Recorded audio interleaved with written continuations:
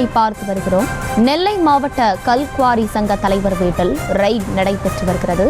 அண்மை செய்தியாக பார்த்து வருகிறோம். நெல்லை மாவட்ட கல்குவாரி சங்க தலைவர் வீட்டில் ரெய்ட் நடைபெற்று வருகிறது. அண்மை செய்தியாக பார்த்து வருகிறோம். வருமான வரித்துறை அதிகாரிகள் அவர் வீட்டில் சோதனை நடத்தி வருகின்றனர். இது குறித்து மேலும் விவரங்களோடு இணைகிறார் செய்தியாளர் ராஜா. வணக்கம். இந்த ரெய்ட் குறித்த விவரங்கள். வணக்கம்.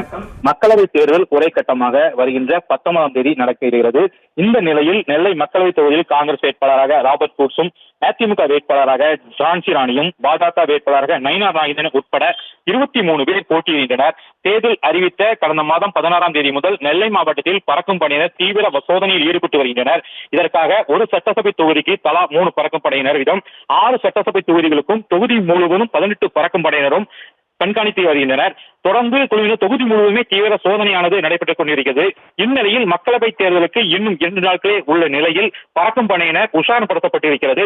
ஊர் எல்லைகளிலும் முக்கிய சாலை சந்திப்புகளிலாக வாகனங்களை நிறுத்தி பறக்கும் படை சோதனை தற்போது நடத்திக் கொண்டிருக்கிறார்கள்.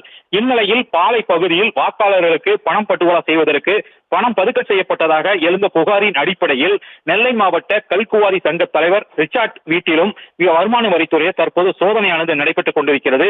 தொடர்ந்து அந்த ஒவ்வொரு பாளையங்கோட்டை பகுதியை பொறுத்த வரைக்கும் 2 குழுக்களாக பிரிந்து பல்வேறு பகுதியில் சோதனையை வருமான வரித்துறையினர் மற்றும் பறக்கும் படையினர் சோதனையை தற்போது நடத்திக் கொண்டிருக்கிறார்கள். விவரங்களை வழங்கியமைக்கு நன்றி ராஜா. செய்திகளை உடனுக்குடனும் துல்லியமாகவும் தெரிந்து கொள்ள சப்ஸ்கிரைப் பண்ணுங்க.